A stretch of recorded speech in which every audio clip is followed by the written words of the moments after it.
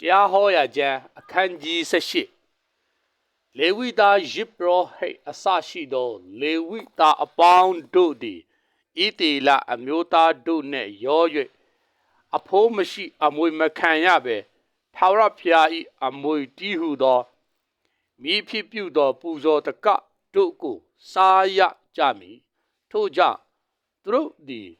ညီအကိုများနှင့်အတူအမွေမခံရကြထာဝရဘုရားသည်အမိန့်တော်ရှိသည့်အတိုင်းသူတို့၏အမွေဖြစ်တော်မူ၏လူတို့သည်ရှစ်ပူဇော်သောအခါနွားဖြစ်စေ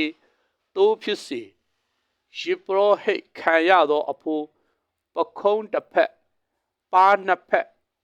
အူများကို၎င်းအူသိမ်းသောစပါးစပြည့်ရီ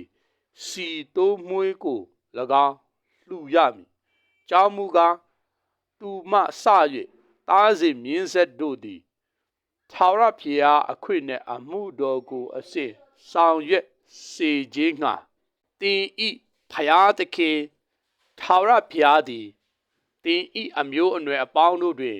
သူကိုရွေးကောက်တော်မူပြီးဣသေလမြို့ရွာတို့၌တဲခိုသောလေဝိသားတစုံတယောက်သည်ထာဝရဘုရားရွေးကောက်တော်မူသောအရက်ကိုကြီးညိုသောစိတ်အားကြီး၍ရောက်လာလေထာဝရဘုရားရှေ့တော်၌နေရာရသောညီအကိုလေဝိသားအပေါင်းတို့နီးတူသူဤဖယားသခင်ထာဝရဘုရားအခွင့်နှင့်အမှုတော်ကိုဆောင်ရွက်ရမည်သူဤအမွေကိုရောင်း၍ရသောဥစ္စာမှတပါလေဝိသားများတို့နှင့်အတူအညီအမျှခံရမည်သင်ဤဘုရားသခင်ထာဝရဘုရားပေးတော်မူသောပြည်သို့သင်သည်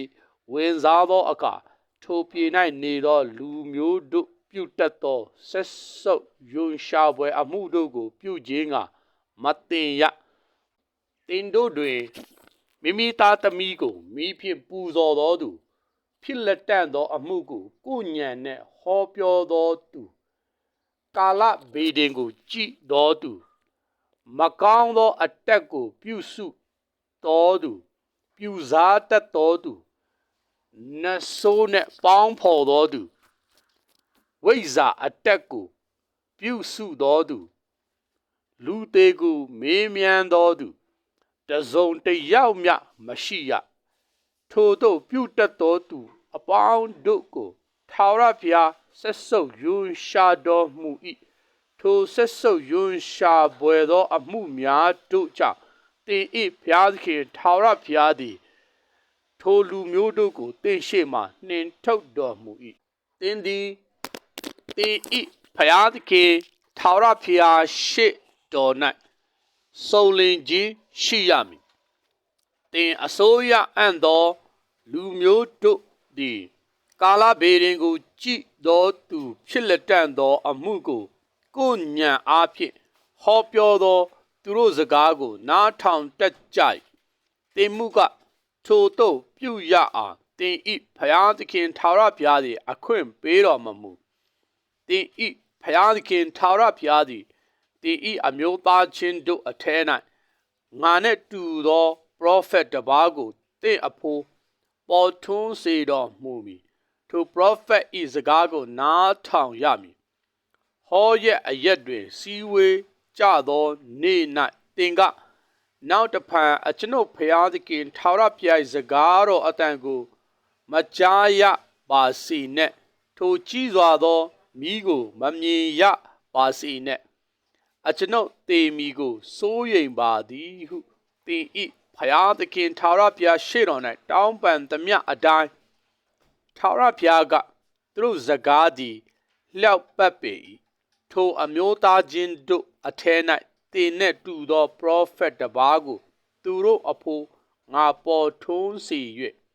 ထိုပရောဖက်နှုတ်၌ငါစကားကိုငါအပ်သဖြင့်ငါမှားထားသမျှတို့ကိုသူတို့အားဆင့်ဆိုရလိမ့်မည်ထိုပရောဖက်သည်ငါအခွင့်နှင့်ဟောပြောသောစကားတို့ကိုအကျဉ်သူသည်နားမထောင်ဘဲနေအံ့ထိုသူကိုငါစစ်ကြောမည်ငါမမှားထားဘဲငါအခွင့်ကိုဆောင်၍ရဲရင်စွာဟောပြောသောပရောဖက်အခြားတစ်ပါးသောဖယားအခွင့်နှင့်ဟောပြောသောပရောဖက်သည် အသေးသက်ချင်းကိုခံရမည်ဟုငါအားမိန်တော်မူ၏သင်ကလည်းထာဝရဘုရားမိန်တော်မူသည်မမူသည်ကိုငါတို့သည်အဘယ်သို့သိနိုင်တနည်းဟုတွေးတောလျင်ပရောဖက်သည်ထာဝရဘုရား၏အခွင့်ကိုဆောင်၍ဟောပြောသည့်အတိုင်းအမှုမဖြစ်ဟောပြောသောစကားမပြည့်စုံလျင်ထိုစကားကိုထာဝရဘုရားမိန်တော်မမူပရောဖက်သည်ရဲရင်စွာဟောပြောပြီး